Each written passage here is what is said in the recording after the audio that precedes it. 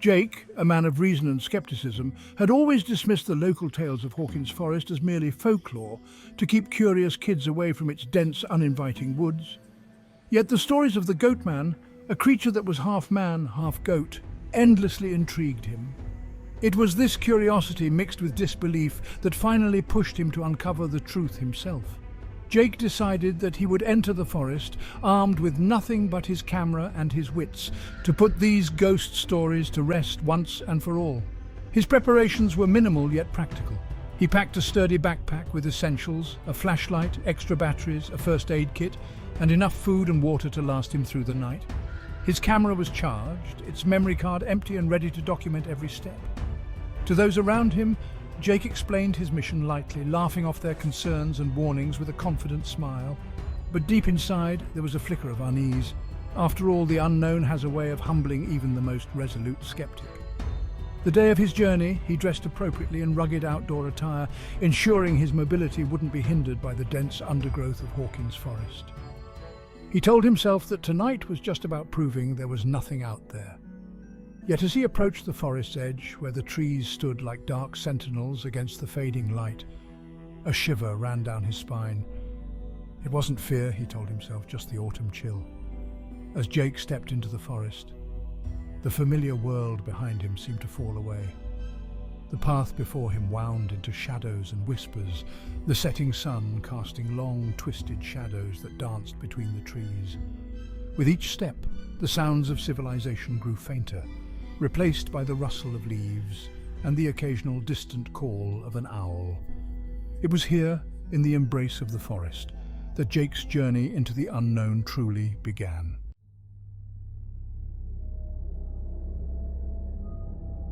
The deeper Jake ventured into Hawkins Forest, the more the chill of the evening seemed to seep into his bones. The playful light of day had vanished, replaced by an oppressive darkness that even his flashlight struggled to pierce. Every snap of a twig underfoot sounded like a gunshot in the silence, making him jump more than once.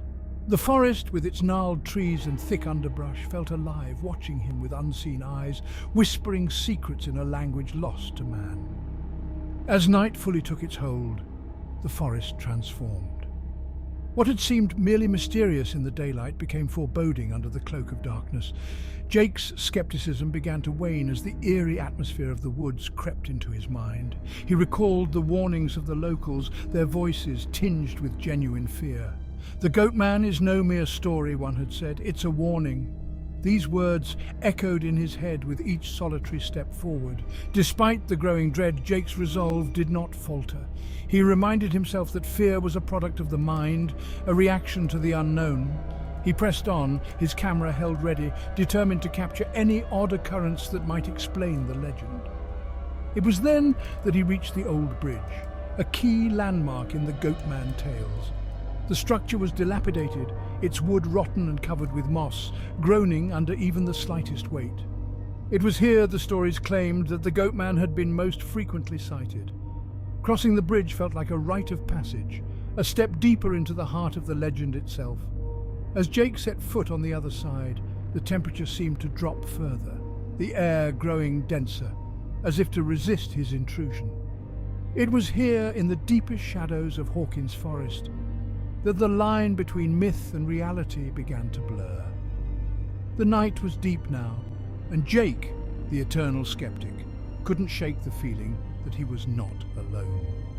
Every shadow seemed to move just at the edge of his vision. Every noise suggested a presence just beyond the next turn. The hunt for the Goatman was no longer just an adventure. It was a test of his own courage and beliefs.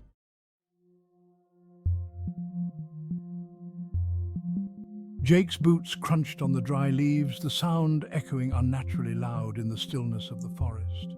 The beam of his flashlight danced across the trees, painting fleeting images of gnarled branches and rustling foliage that seemed to recoil from the light.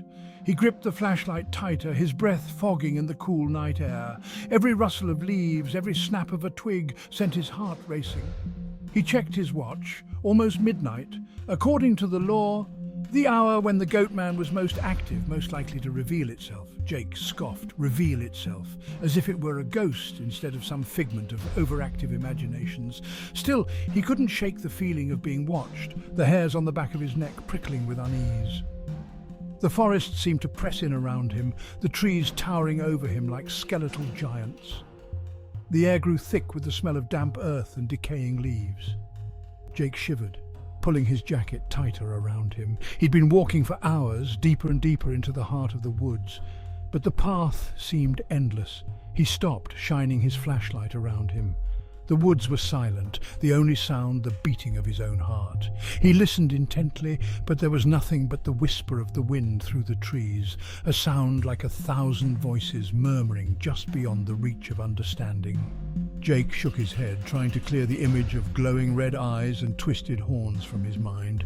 Just a story, he reminded himself, just a story.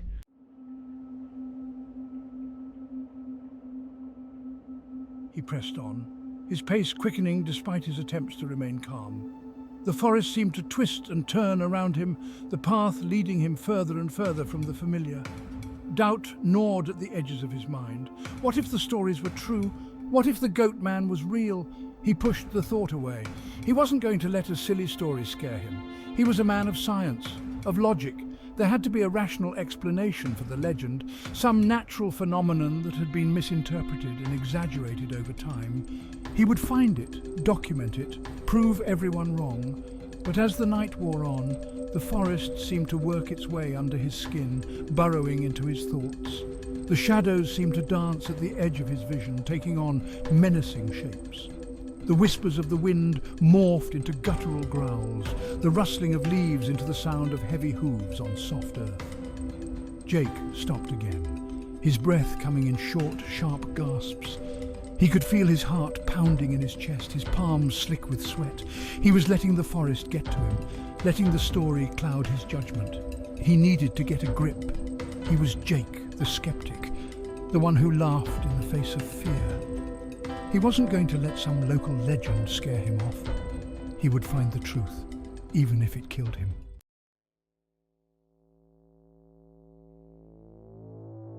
Jake's flashlight beam landed on a weathered wooden structure, the planks old and moss-covered. The Goatman's bridge. His heart pounded against his ribs, a drumbeat of apprehension in the quiet woods. This was where the stories converged, where the line between myth and reality supposedly blurred. He took a deep breath, steeling himself. No fear, he thought, just curiosity. Stepping onto the bridge, he felt a distinct shift in the atmosphere. The air grew heavy, thick with an almost tangible dread. The wind, which had been rustling the leaves moments before, died down completely, leaving an unsettling silence in its wake. He shone his flashlight along the length of the bridge, the beam swallowed by the darkness at the far end. It felt like stepping into the mouth of some unknown beast. Each step he took was slow, deliberate. The wood creaked and groaned beneath his weight, the sound amplified in the stillness. He imagined the countless souls who had crossed this bridge before him, their fear a palpable stain on the rotting timbers. He thought of the stories, the whispered warnings of the Goatman, and a shiver ran down his spine. Reaching the other side, Jake paused, letting out a breath he hadn't realized he'd been holding. He turned back, looking at the bridge silhouetted against the moonlit sky. It looked different from this side, more ominous, like a skeletal finger beckoning him further into the darkness. He shook off the feeling, telling himself it was just his imagination playing tricks on him. But deep down, a seed of doubt had been planted.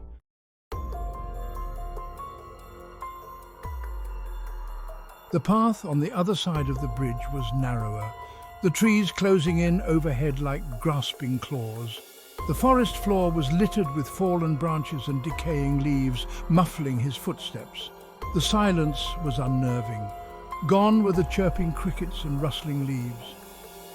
It was as if the forest itself were holding its breath, watching him. Jake's hand tightened around the flashlight. He kept scanning the trees, his senses on high alert. He tried to focus on the rationale, reminding himself that fear was a primal instinct, a trick of the mind designed to keep him safe. But the logic felt thin here. like a flimsy shield against the encroaching darkness. A twig snapped somewhere to his right. He whirled around, flashlight beam darting through the trees, but saw nothing. Just the endless rows of silent trees, their branches twisted and gnarled like the limbs of some ancient slumbering beast. He chided himself for being jumpy. It was probably just a small animal, a raccoon or a possum, startled by his presence. But as he turned to continue down the path, he noticed something that sent a fresh wave of unease through him. There, on the soft earth at the edge of the path, was a hoofprint. It was too large to be a deer, too deeply impressed to be anything but deliberate. A cold dread settled in his stomach. He was being watched.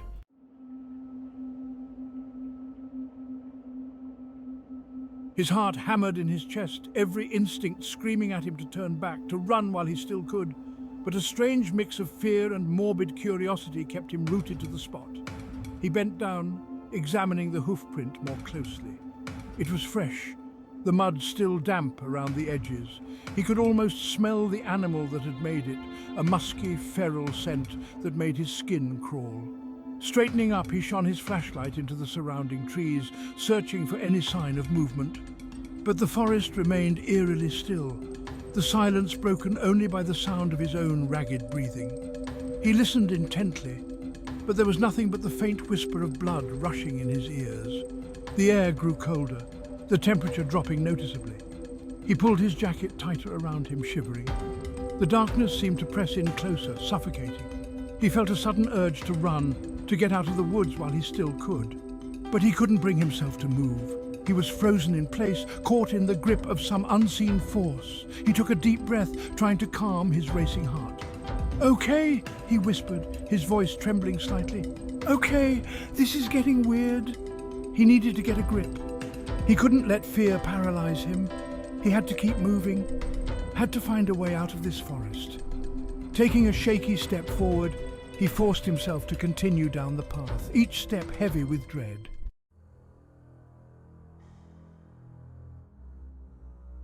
Section 4. Eyes in the Dark. The path twisted and turned, leading him deeper and deeper into the heart of the forest. The trees grew closer together, their branches intertwining overhead to form a dense canopy that blotted out the moon and stars. The darkness was almost complete now, broken only by the beam of his flashlight. He walked for what felt like hours, his mind racing, his every sense on high alert. The silence was unnerving, amplified by the occasional snap of a twig or rustle of leaves. He kept expecting to see something, to hear something, but the forest remained frustratingly elusive. And then he saw them. 2 points of crimson light, glowing like embers in the darkness. They were watching him from the shadows, unblinking, malevolent. His breath caught in his throat, his blood turning to ice. He froze, his flashlight beam trembling in his grasp. Slowly, cautiously, he raised the beam, illuminating the creature that stood hidden amongst the trees.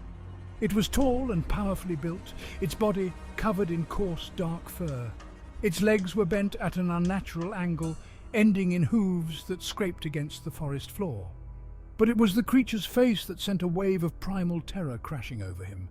It was the face of a goat, with a long, narrow snout, twisted horns, and eyes that burned with a cold, predatory intelligence.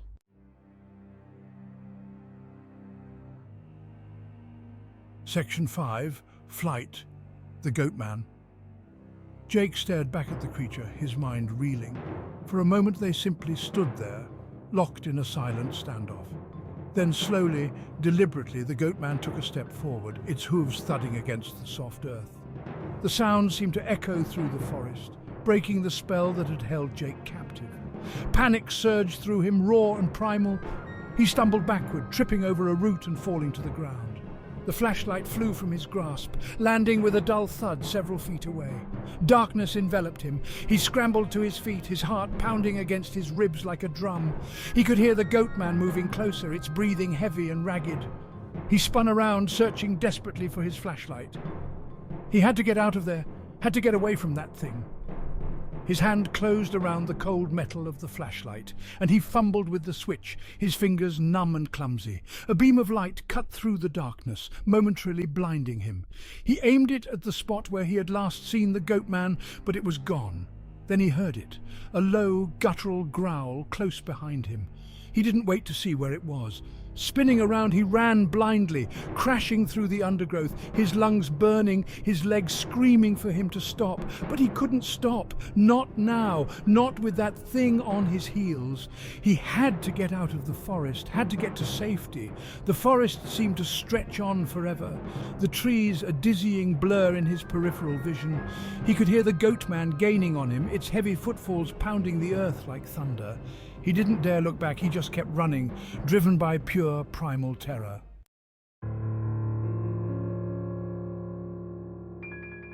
Section 1, a sanctuary of shadows. Through the darkness, a shape emerged, a small dilapidated cabin, its silhouette barely visible against the moonless sky. Hope, fragile and fleeting, flickered in Jake's chest.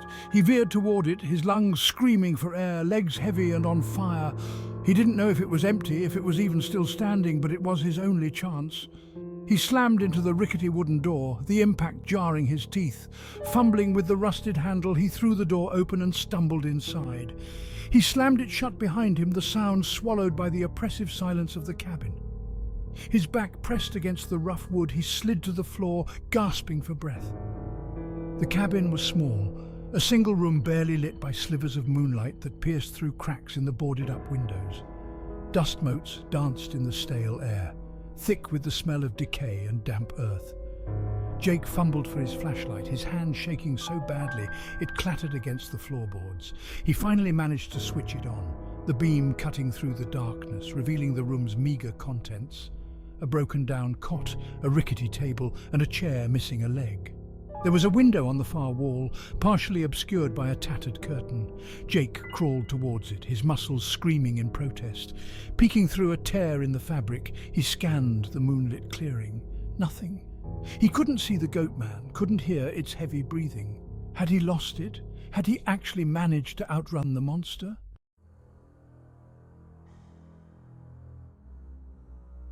A wave of relief washed over him, only to be replaced by a bone-chilling realization. He was trapped. The single door was the only way in or out, and it wouldn't hold the Goatman back for long. The windows were boarded shut, nailed in from the outside. He was a rat in a cage, waiting for a predator to come for him. He scanned the room again, his mind racing for a way out. There had to be something, anything he could use to defend himself. But the cabin offered nothing but cobwebs and shadows. His gaze fell on the flimsy table leg, snapped in half, its edges worn smooth with age. It wouldn't be much, but it was better than nothing. He gripped the broken leg, his knuckles white. He could hear his own heartbeat in the silence, a frantic rhythm against the silence of the cabin. Fear, cold and sharp, clawed at his throat. He had been so sure of himself, so sure the Goatman was nothing but a story. Now, trapped in this decaying tomb, he was forced to confront the horrifying reality. The silence was shattered by a deafening crash from outside. The Goatman was here. Jake's breath caught in his throat, his eyes fixed on the door. It was old and warped, barely hanging on its hinges. It wouldn't be long now.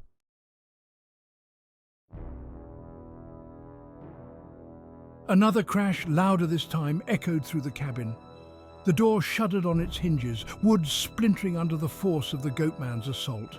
Jake backed away, his back pressed against the wall, his makeshift weapon trembling in his grip. He knew it was futile, knew he was no match for the creature's raw power, but giving up wasn't an option. The door exploded inward, ripped off its hinges as if by a hurricane.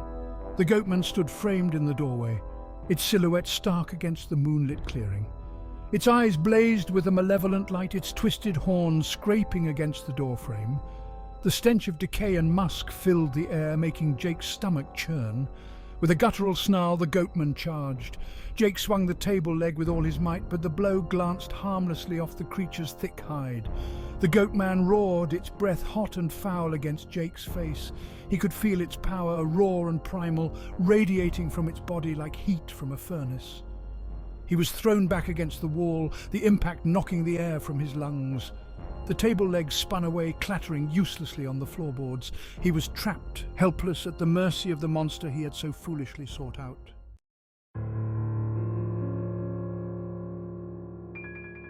Section 4. When Terror Wins. The Goatman loomed over him, its shadow engulfing him. Its eyes, glowing embers in the darkness, seemed to bore into his soul, stripping away his bravado, his skepticism, leaving only raw, primal fear. He closed his eyes, waiting for the inevitable, but the blow never came. He slowly opened his eyes, his heart pounding against his ribs. The Goatman was gone.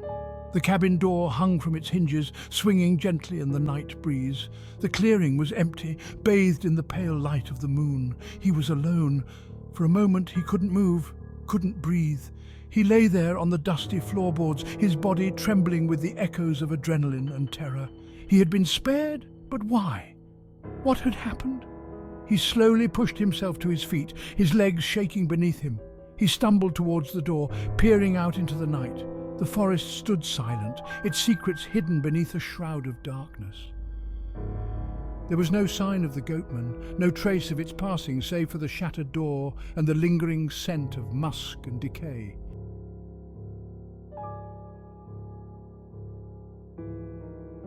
Section 5. Echoes in the silence. He stepped outside into the cool night air. The forest seemed different now, darker, more menacing.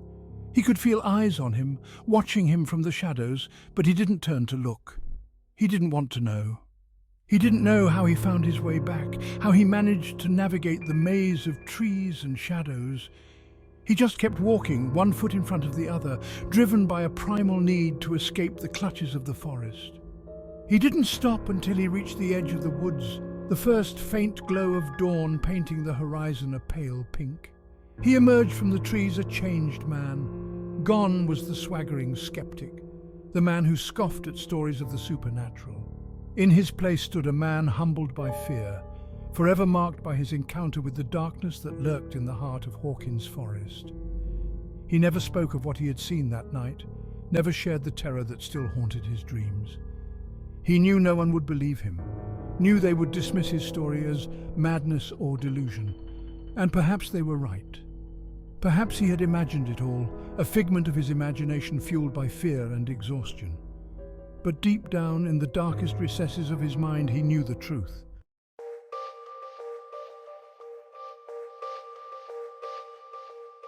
Section 1. A silent dawn.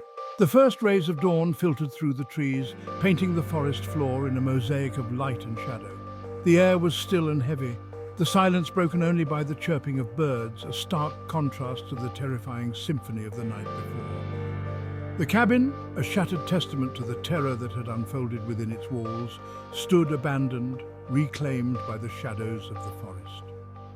It was hours later when a search party, alerted by Jake's prolonged absence, stumbled upon the scene. They called out his name, their voices echoing through the trees, a chorus of concern that went unanswered. The cabin door, hanging precariously from its hinges, creaked ominously in the breeze. Inside, there was no sign of Jake, only the overturned furniture and deep gouges in the wooden floor, evidence of a struggle that sent shivers down their spines. The search party fanned out, their initial hope dwindling with every passing moment. They combed through the undergrowth, their calls growing increasingly desperate. But the forest held its secrets close, offering no clues, no answers. The locals among them exchanged uneasy glances, their faces grim. They knew the stories, the legends passed down through generations, and they knew in their hearts that Jake had become another chapter in the dark history of Hawkins Forest. As the sun began its descent, casting long shadows that mirrored their growing dread, the search party returned to the village, their heads hung low, their hopes extinguished. They carried with them the weight of Jake's disappearance, a grim reminder of the unseen forces that lurk just beyond the realm of their understanding.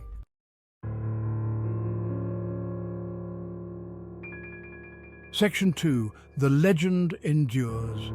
News of Jake's disappearance spread through the village like wildfire, met with a mixture of fear and grim acceptance.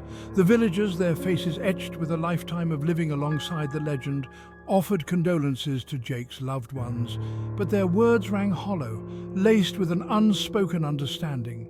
They knew the forest held its secrets close, and those who dared to pry too deep often paid a terrible price. Jake's story, once a tale whispered around campfires, took on a renewed sense of urgency. The skeptics, those who had once dismissed the Goatman as mere folklore, fell silent, their doubts replaced by a gnawing unease. The forest, once a source of sustenance and recreation, became a place of fear, its shadows harbouring an unseen menace that sent shivers down the bravest of spines. Years passed, seasons changed, but the legend of the Goatman endured.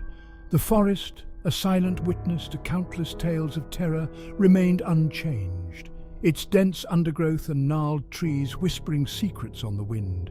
And within its depths, hidden amongst the shadows and the whispers, the Goatman continued its reign, a terrifying embodiment of the darkness that lurked at the edge of human understanding.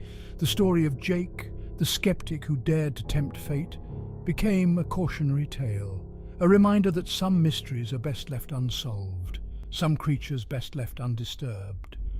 For in the heart of Hawkins Forest, where shadows danced and legends thrived, the line between myth and reality was forever blurred, and the price of curiosity could be higher than anyone dared to imagine.